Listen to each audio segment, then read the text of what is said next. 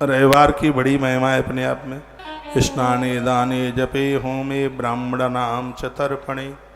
रविवार के दिन स्नान करके दान की भावना रखता हुआ आदिवारादिवारेषु सर्वज्ञो जगदीश्वर। रविवार के दिन भगवान सूर्य को वंदन प्रणाम करता हुआ यदि व्यक्ति भगवान महादेव की पूजा करता है तो दुश्मन भी उसका सम्मान करेगा। तो एकदम बैरी है, दुश्मन है, उसको देखते ही वो आकर्षित हो जाएगा। ये रविवार के दिन के भगवान शंकर के महारुद्राभिषेक की इतनी बड़ी महिमा इस ग्रंथ में बताई गई। तदुप्रेण सर्वेषां आरोग्याद फलप्रदः। इसमें एक बात कही गई है, बीमारी को समाप्त करने के लिए भगवान महादेव के अभिषेक से बढ़कर के और कोई दूसरा उपचार नहीं है। देश कालानुसारेण तथा पात्रानुसारतः। दान पात्र के द्वारा देश और मुहूर्त कौन सी जगह पर कार्य हो रहा है उसका असर है, कौन से समय में हो रहा है उसका असर है, और किसके द्वारा कराया जा रहा है, इन तीनों का असर इसमें लिखा है। देश कालानुसारेण तथा पात्रानुसारतः। अभिषेक कराने वाला अच्छा ब्राह्मण हो, तीनों कालों में संध्या करने वाला हो, गुटखा जर्दा तम्बाकू खाने वाला ना हो, मुंह पवित्र हो उसका, उसके पवित्र मुंह से मंत्र निकले, ये पात्र है। फिर लिखा गया है देश कौन सी जगह पर है। घर में अभिषेक करोगे तो उसका फल कुछ और है। उज्जैन जैसे महातीर्थ में, अरे भैया जो सप्तपुरी में से एक है, क्षिप्रा का किनारा है, तो इस देश की अपने आप में बहुत बड़ी महिमा है। स्थान, देश में से स्थान की महिमा है।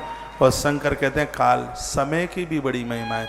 और समय में कराओगे तो उसका कुछ और फल है, लेकिन आप शिवरात्रि पर कराओगे, सावन के महीने में कराओगे तो उसका तो फल अपने आप में विशेष है ही।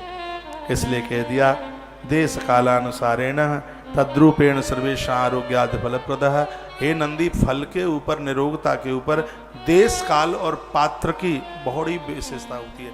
लोग कहते हैं हमारे यहाँ पंडित जी आए थे और हमने पूजा कराई, हमें तो उसका कुछ मिला ही नहीं। इसमें पंडित जी का, आचार्य का बहुत बड़ा प्रभाव होता है, बहुत बड़ा।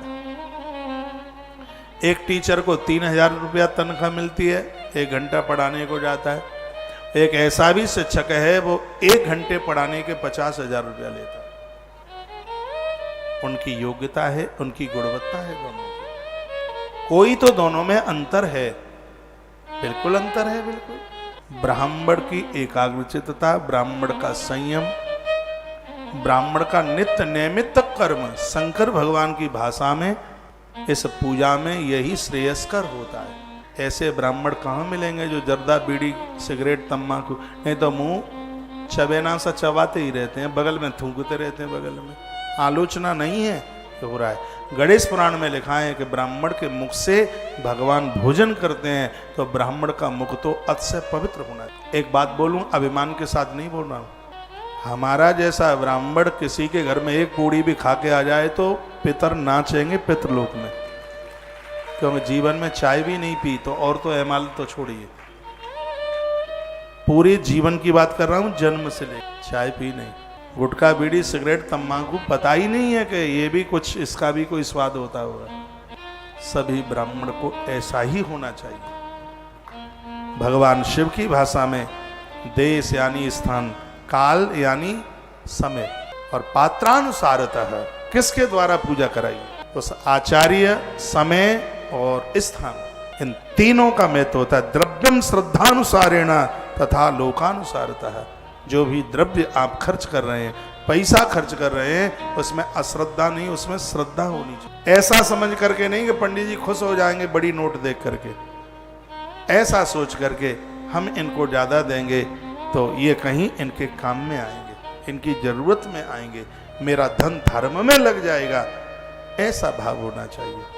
पैसा देने में, द्रव्य दिखाने में श्रद्धा लिखा है, अहंकार नहीं, दक्षिणा दिखाने के लिए नहीं।